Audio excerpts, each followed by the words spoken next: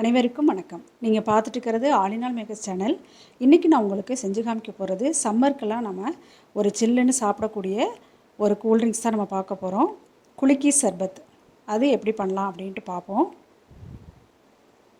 இதுக்குள்ளே இன்க்ரீடியன்ட்ஸ் எல்லாமே நான் டிஸ்கிரிப்ஷன் பாக்ஸில் கொடுக்குறேன், நீங்கள் அங்கே போய் பார்த்துக்கலாம். குலுக்கி சர்பத்தில் புளிப்பு, இனிப்பு, காரம் எல்லாமே சேர்ந்து ஃபஸ்ட்டு செமையாக இருக்கும். அதுதான் இப்போ நம்ம பார்க்க போகிறோம். வாங்க வீடியோக்குள்ளே போகலாம். குலுக்கி சர்பத்துக்கு என்னென்ன பொருட்கள் அப்படின்ட்டு பார்ப்போம். இதில் ஜீனி எடுத்திருக்கேன், பச்சை மிளகாய் இந்த மாதிரி நீளமாக கீறி இருக்கேன், அதை எடுத்துக்கணும். புதினா தழை கொஞ்சமாக எடுத்துக்கணும். சப்ஜா சீட்ஸு 1 ஸ்பூன் எடுத்திருக்கேன். ஒரு லெமன் எடுத்திருக்கேன். இப்போ சப்ஜா சீட்ஸை ஒரு கிண்ணத்தில் போட்டுட்டு ஒரு தண்ணி ஊற்றிட்டு ஒரு 5 நிமிஷம் நம்ம ஊற விட்டால் போதும், நல்லா ஊறிடும். இப்போ ஒரு கிளாஸ் எடுத்துக்கணும். அதில் லெமன் இந்த மாதிரி சின்ன பீஸாக நாம் கட் பண்ணிக்கணும். கட் பண்ணிவிட்டு அதில் போட்டுக்கலாம். அடுத்தது இந்த மாதிரி நீளமாக கீறி வச்சுருக்கேன், அந்த பச்சை மிளகாவையும் இதில் போட்டுக்கலாம். அடுத்தது கொஞ்சமாக புதினா தழையும் சேர்த்து போட்டுக்கலாம்.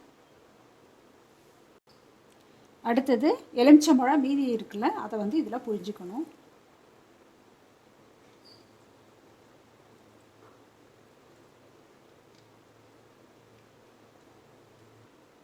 எலுமிச்சம்பழம் புழிஞ்சாச்சு. அடுத்தது 3 டேபிள் ஸ்பூன் ஜீனி போட்டுக்கலாம்.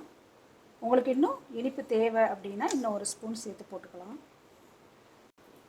அடுத்தது சப்ஜா சீட்ஸ் நல்லா ஊறி இருக்குது. இப்போ 3 ஸ்பூன் அளவுக்கு போட்டுக்கலாம்.